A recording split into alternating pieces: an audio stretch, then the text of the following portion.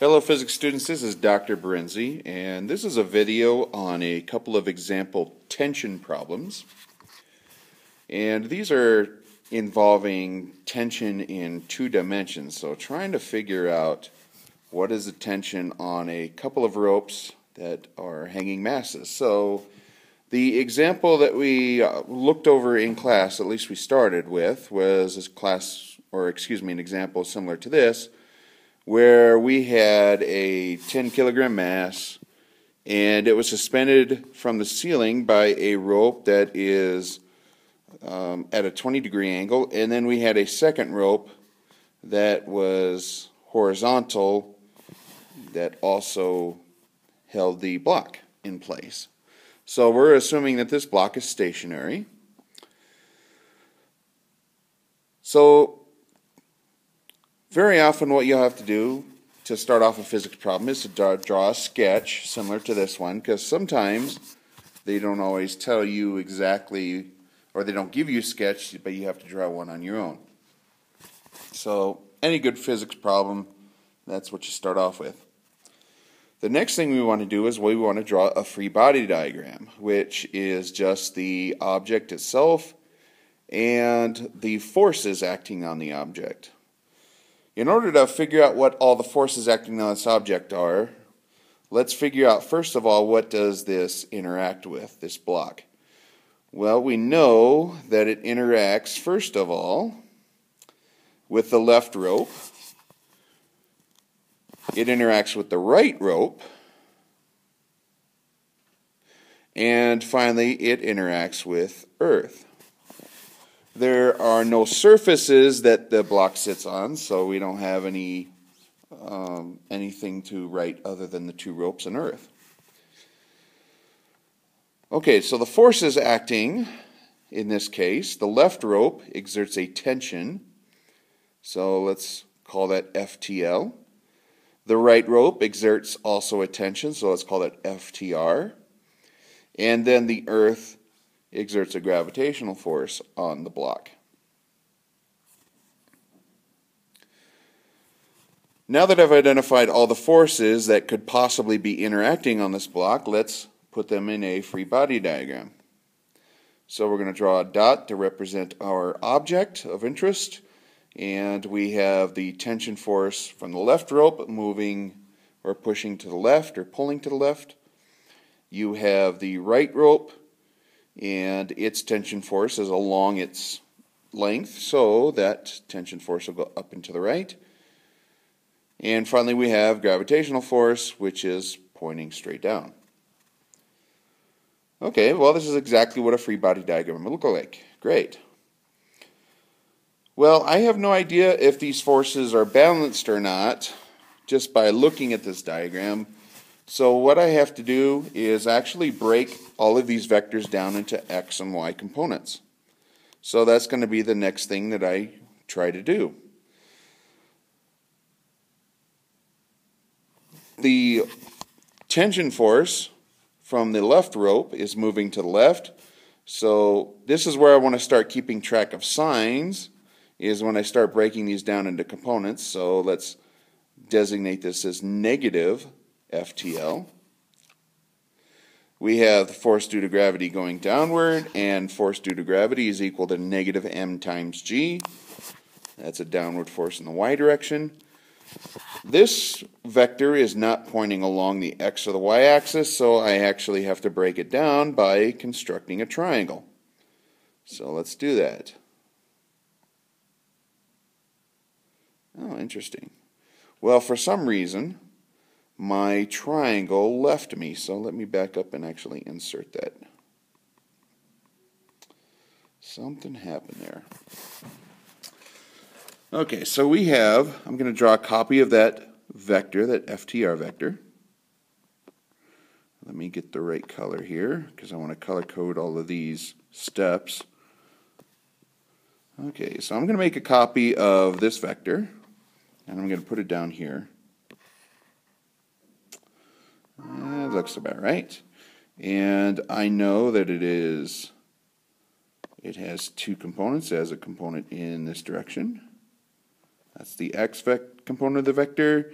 And I know it has a y component of the vector pointing up. So there are its x and y components. So if the vector itself has a magnitude equal to FTR,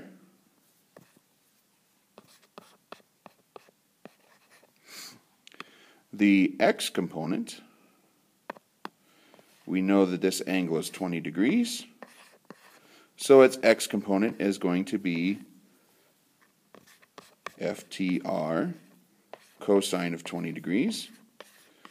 And we can figure out the other one, and the other one is going to be FTR times sine of 20 degrees.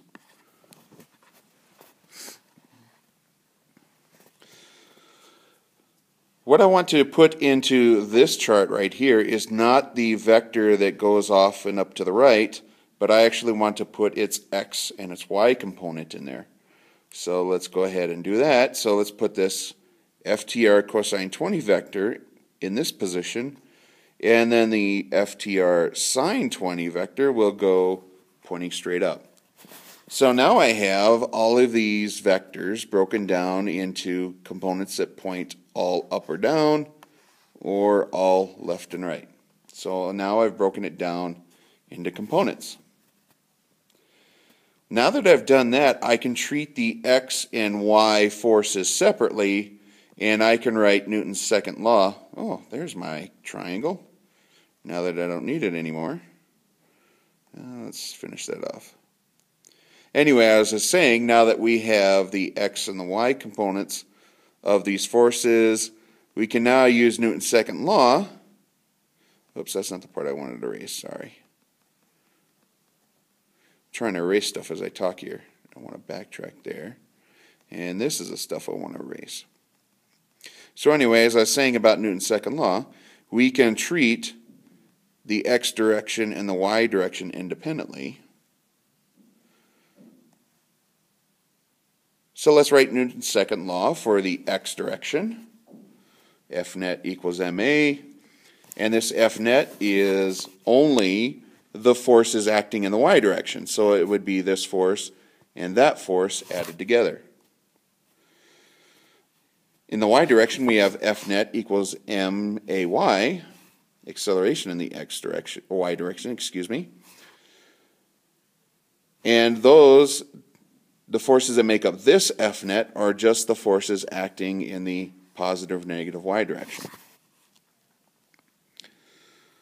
Well, in the x direction, we have these two forces, so let's add those two forces up and set them, replace F net with those.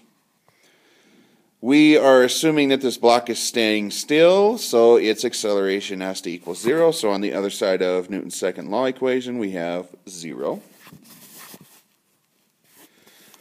In the y direction, on the other hand, I want to add this force and that force. So let's replace F net with those two forces. And acceleration in the y is going to be 0 because we're assuming this is stationary. So the right-hand side again is 0.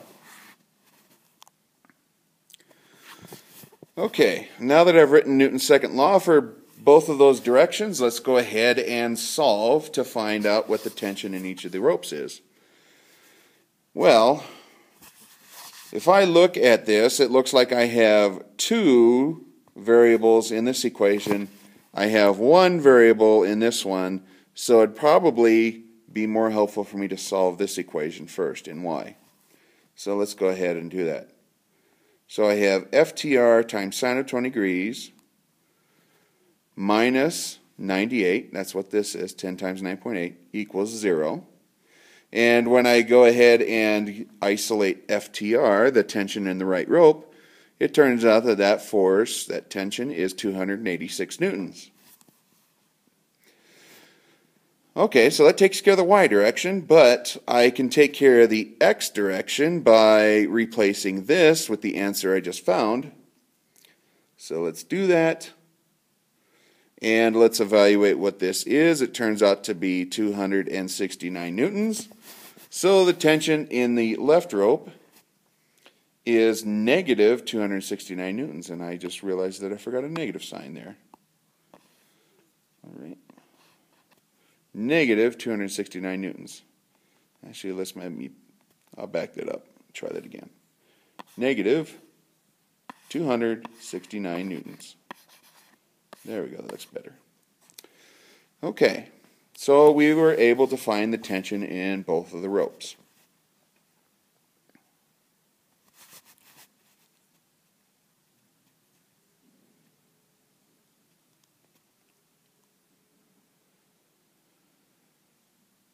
Okay, let's go on to another example. Now we have two ropes that are at an angle that is not in the X or Y direction. And we're going to assume that this box has a mass of 12 kilograms. We're going to go through the same process that we did for this example that I just showed you. It's just a little bit more complicated because instead of just breaking down one vector, I have to break down two vectors. But something interesting is going to happen here that I want you to see, and it might actually help you take a little bit of a shortcut. So let's go through our steps first.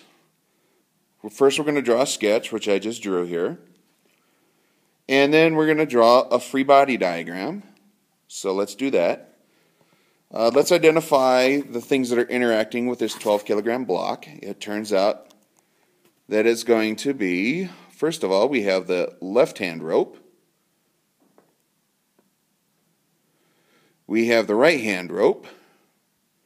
And we have earth. So those are the things interacting with this block. The left rope produces a tension force, so we'll call that FTL. The right rope produces a second tension force, we'll call it FTR. And the earth produces a gravitational force. Okay, I've identified all the forces that can be acting on the object, so let's put them in our free body diagram. The left tension force will be acting toward the up and toward the left, and that's at an angle of 10 degrees from horizontal. Likewise, the right rope will be doing the same thing, but to the right hand side, and that's also at an angle of 10 degrees. And finally, we have gravitational force that is pointing downward. Alright, so I have a free body diagram. It looks like I have two different forces that need to be split into components. So let's break those down into components here. Well, we know that the gravitational force doesn't need to be broken down. It's all in the y direction, so let's just draw that as negative m times g. And let's draw a triangle to break down this one. The right tension force. We can make a right-hand triangle out of it. The angle is 10 degrees. And if you want to get the adjacent side, that is going to be FTR times cosine 10 degrees. And if you want to get the right-hand side, or the y component, that is sine 10 degrees times the hypotenuse. Okay, so I was able to break down that one. So let's replace that right tension force with its components. So I have a component in the x, component in y. Let's go over here to the left rope and its tension. And the main difference between the right tension and the left tension is now this is going to be pointing in the left and up as opposed to pointing right and up, which means this is pointing in the negative x direction. So this x component will actually be negative FTL cosine 10 degrees. The y component is still pointing up, so we're going to call it FTL sine of 10 degrees. Okay, I have that one broken down, so let's put it into the components diagram. And I have a component going to the left, that's negative FTL cosine 10 degrees. And a second one going up, that's FTL times sine of 10 degrees. Okay, I've broken down all of the forces into x and y components, so all of my forces are pointing in x, or they're pointing along the y-axis. Now I need to write Newton's second law for each of these two independent directions. So let's create Newton's second law for the x direction. And let's create Newton's second law for the y direction. And for this F net, that's F net in the x direction. So I'm going to add this force and that force because those are the two forces that are pointing along the x-axis. So I have this big thing. And again, we're going to assume the block is at rest, which means acceleration is 0, which means the entire right-hand side of the Newton's second law is equal to 0. In the y direction, I have 3 forces I have to add together. 1, 2, 3. This is going to be a little bit long, but we're just taking each of the 2 forces. The tension force is pointing up. Add to it the negative m times g pointing downward. And because the block is stationary, no acceleration in the y direction, which means this entire right-hand side is 0. Okay, I've written out Newton's second law for both directions. Now let's finally solve this system of equations.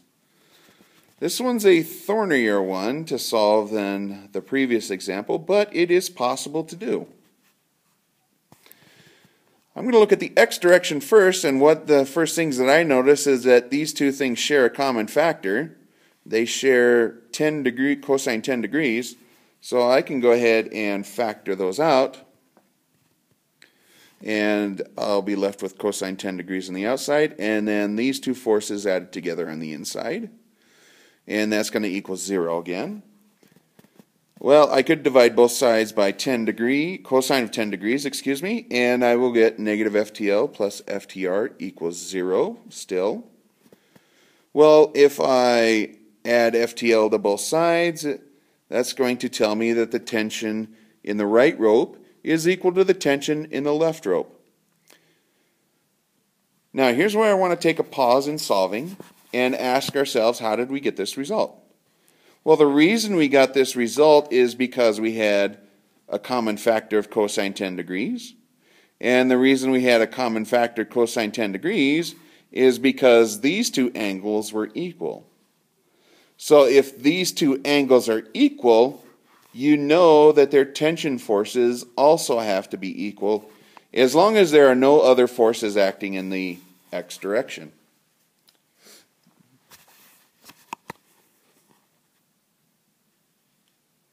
Let's solve this in y now. So let's factor out a common factor of sine 10 degrees, but we only have that common factor for the first two terms, these two terms here.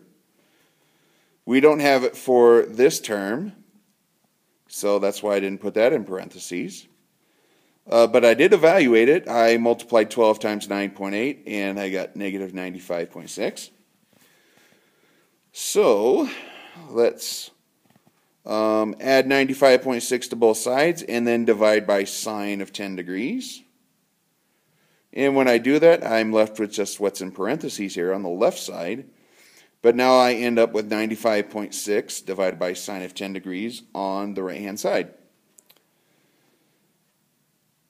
Well, this is the point where I would want to substitute one of these for the other. So I think I substituted out FTR, replaced it with FTL. So now I have 2 times FTL equals, and the thing that ended up this, when I evaluated this, I ended up with 551. So 2 times the tension force on the left rope is equal to 551.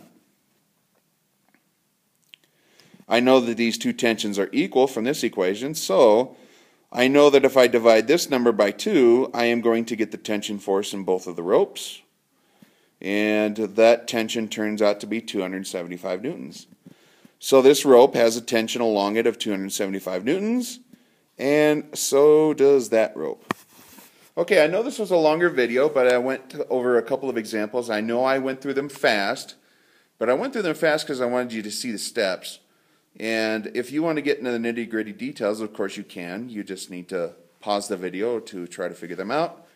And if you have any trouble with that, let me know, and I'll be glad to walk through it with you. All right, physics students, take care, and I look forward to seeing you soon. Bye.